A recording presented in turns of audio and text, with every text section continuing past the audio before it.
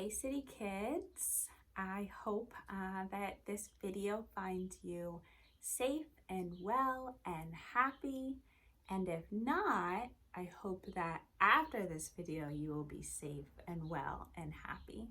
I have another story for you today. This one is called When God Made the World. It's by Matthew Paul Turner and the pictures are by Jillian Gamble. This is another Target find. Your parents may be wondering why I keep buying books from Target. I don't have an answer, but let's get into this story. Very pretty picture. Again, when God made the world. Let's see. In the very beginning, before anything was, before God started doing what it is God does, when all that existed was wide open space, God imagined a universe and began to create. So we see a little boy, looks like he's sitting in his room.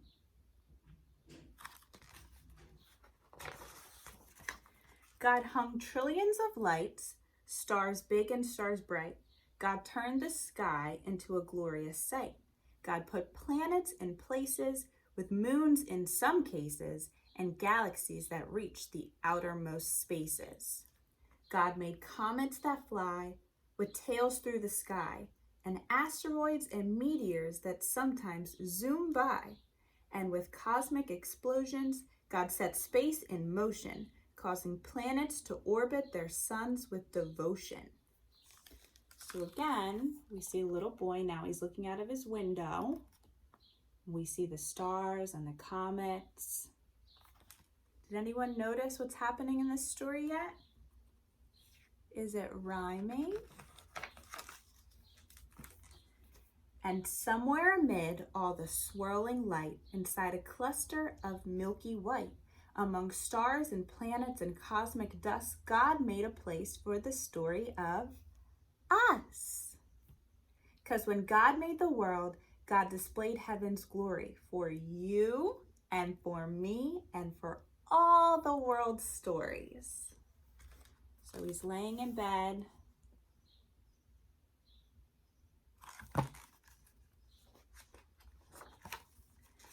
Our planet God made a blue and green sphere and designed it to orbit the sun once a year. God made daytime and nighttime, climates and seasons, and all kinds of weather that varies by region. God made continents and oceans, islands and seas, a north and south pole that God put in deep freeze.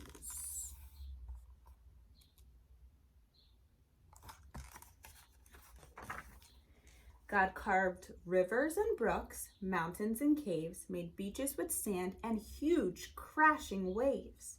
God made tropics and plateaus, glaciers and meadows, marshes and tundras and erupting volcanoes.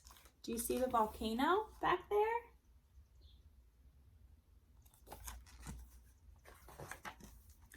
God made some places high with peaks in the sky and places where snowflakes still fall in July. And in quite a few spots, God made it so hot, should you visit, just so you know that you must drink a lot. Let's take a drink. That wasn't planned.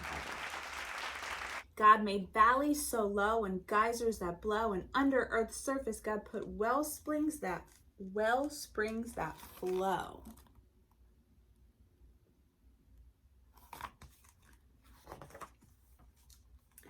Then, with gardens and forests and other things green, God made earth come to life using soil and seed. God made cypress and pines, bushes and vines, all kinds of trees with leaves God designed. Plants full of flavor like basil and thyme, and trees that grow citrus like grapefruit and lime. I really love the pictures in this story. God made flowering plants and plants that enchant. While most you can touch, God made some that you can't. Roses, be warned, are prickly with thorns. And there's an African melon God covered in horns.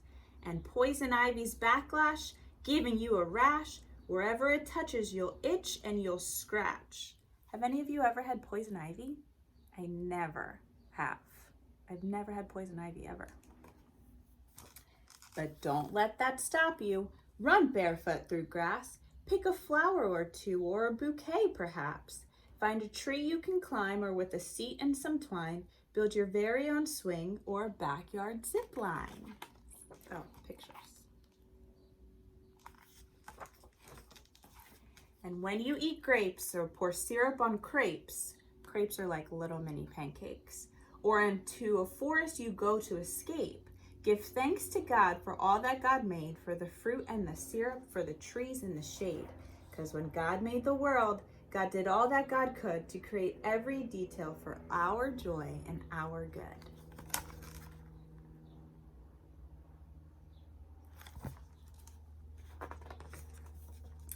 Now, what happened next is a mystery at best. But God made a bird, and the bird made a nest. So God built the sky, perhaps over time, with birds and more birds, and most learned how to fly.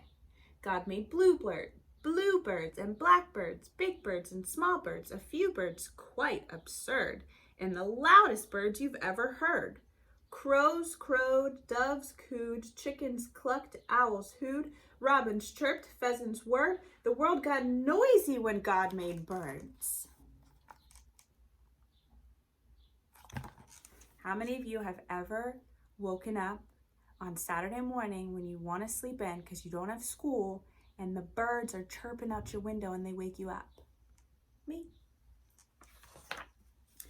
Then the oceans God filled with fish, sharks, and krill, creatures God made with fins and with gills, swordfish and trout, fish sleek and fish stout, and whales that God made to breathe through a spout. Can you see the whale?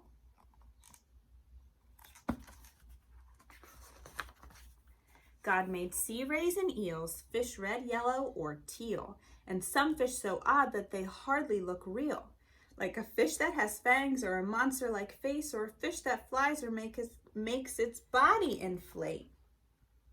So this little boy and his friends are traveling all through, and they're experiencing everything that God made.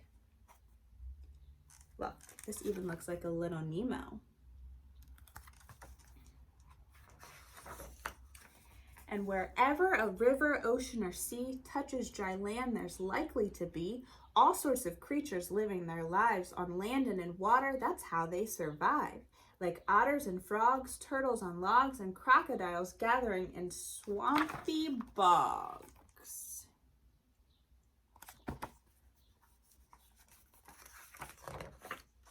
And then God made cows, horses, and goats, and God made gibbons with inflatable throats. God planned lions to roar and tigers to pounce, and kangaroos, God thought, let's make you bounce. God made bears to growl, moles to plow, and under full moons, coyotes to howl. Oh! Donkeys brayed, giraffes bleated, jaguars prayed, rhinos stampeded. Bunnies hopped, beavers chopped, and in muddy pools, hippos plopped. This kind of reminds me of a scene from Lion King.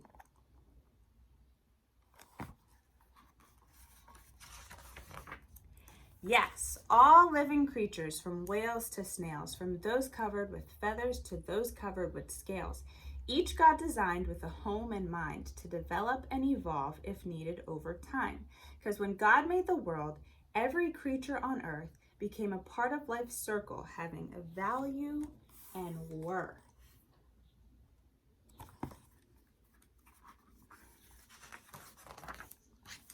And God made people like you and me, people with souls, people with stories, a global family tree. God made us all flesh and bone, covered in skin, and made all our bodies to have hearts beating within. Can you feel your heartbeat? Bum, bum, bum, bum, bum, bum. God gave us bellies and legs, fingers and toes, and fashioned our face with eyes, mouth, and nose. God made our bodies uniquely equipped for walking and talking, to eat and to skip. God wired our brains to feel love and feel pain, to process and learn, to read and retain. But despite all we share, we're also unique. God made us all human with just a few tweaks.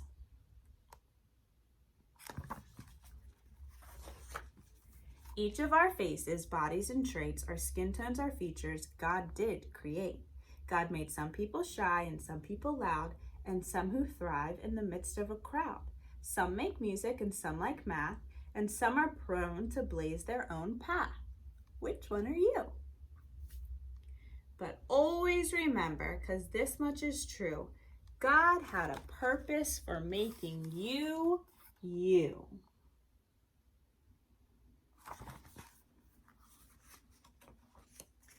So use every gift, every talent or shtick.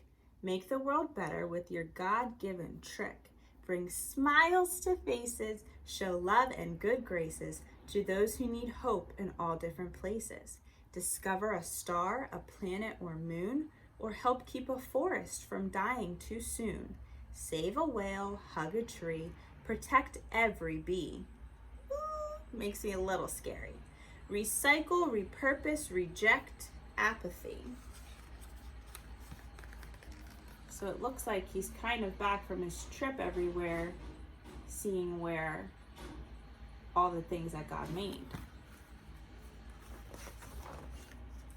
Because all of creation whispers God's story. The mountain, the ocean, the blue morning glory. The raindrops, the sunshine, the grapes on the grapevine. With nature, God gives us a glimpse of divine.